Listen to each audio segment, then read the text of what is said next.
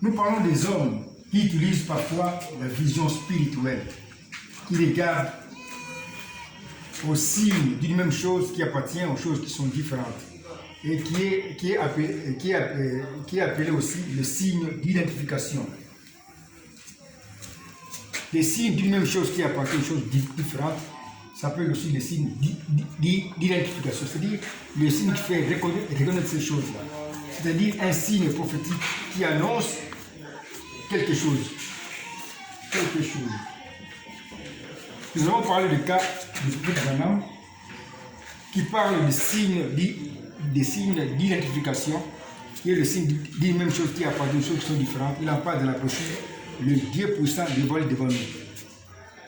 Nous avons aussi un second cas dont nous parlons ici. Nous pouvons rencontrer dans la forêt des oiseaux bien différents. Par exemple, cet oiseau ici, qui a une pipe, et aussi cet oiseau ici. Mais les signes d'une même chose qui appartient à ces deux oiseaux différents, les identifient ou les fait reconnaître.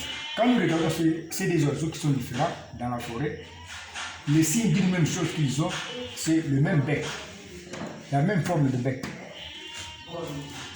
Ces signes d'une même chose qui appartient à ces deux oiseaux qui sont différents, c'est le signe qui identifie ces deux oiseaux. C'est le signe qui nous annonce que ces deux oiseaux qui sont différents sont des sortes de perroquets. Parce que nous avons ici le même type de bec qui appartient au perroquet. Voici un troisième cas.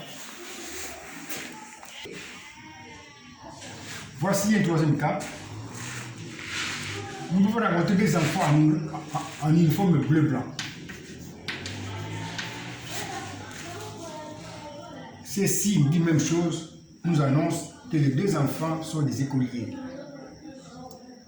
Le signe d'une même chose est un signe d'identification qui nous fait reconnaître que ce sont des écoliers. Voici un quatrième cas. Nous pouvons tomber sur une liste des noms suivants. Ngatem Jean, Ngatem Marceline, Ngatem Samuel, Ngatem Naomi. Ces signes de même nom, c'est un signe d'identification.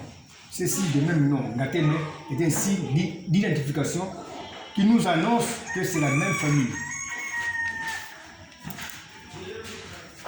Alors je vais lire quelque chose, parce que moi je suis écrivain, je reçois parfois des choses sous forme de dictée de la part de celui qui existe par lui-même.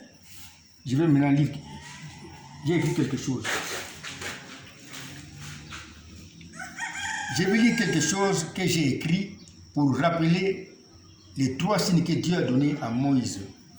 Nous avons vu que celui qui existe par lui-même avait caché dans les trois signes qu'il avait donnés à Moïse son projet ou sa promesse de porter lui-même le péché de son peuple et de mourir alors lui-même à la place de son peuple pour les sauver lui-même, comme il va aussi l'annoncer dans Ésaïe 35:4 jusque-là. Et nous avons vu qu'il a promis dans les trois signes donnés à Moïse qu'il va pas seulement mourir, mais qu'il va aussi ressusciter, parce que celui qui existe par lui-même est capable de donner sa vie et aussi de la reprendre.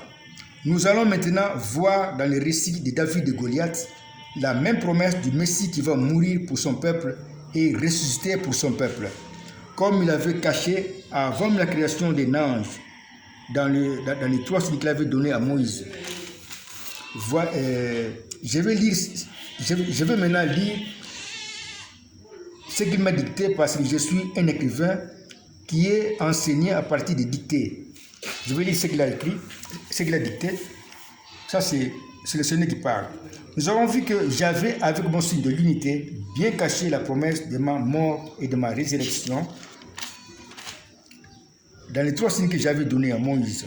Comme aussi tu vas le démontrer dans le récit de David de Goliath que j'avais créé avant même de créer un ange et ce monde. Les choses que j'étais enseigné depuis l'an 2006 sont donc inconnues aux anges auxquels tu enseignes aujourd'hui.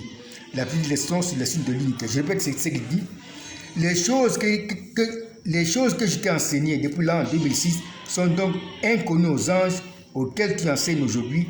La vie leçon sur le signe de l'unité. Le signe d'une même chose qui produit l'unité des choses qui sont différentes. Beaucoup d'anges s'étonnent et découvrent seulement maintenant que j'avais caché dans les 3 signes que j'avais donnés à Moïse au buisson ardent mon projet de mourir moi-même à la place de mon peuple pour les sauver. Je répète ce qu'il dit. Beaucoup d'anges s'étonnent et découvrent seulement maintenant que j'avais caché dans les 3 signes que j'avais donnés à Moïse au buisson ardent mon projet de mourir moi-même à la place de mon peuple pour les sauver. Allons maintenant parler du récit de David et Goliath. Alors, on s'arrête ici parce qu'on va prochainement présenter le récit de David et Goliath. Je vais donc, il dit ceci, je vais donc présenter le récit de David et Goliath d'après la dictée que fait l'auteur de ce récit. On fera ceci prochainement. On va parler maintenant de David et Goliath d'après la dictée que me fera le signe de l'unité. Combien moi? Ça va.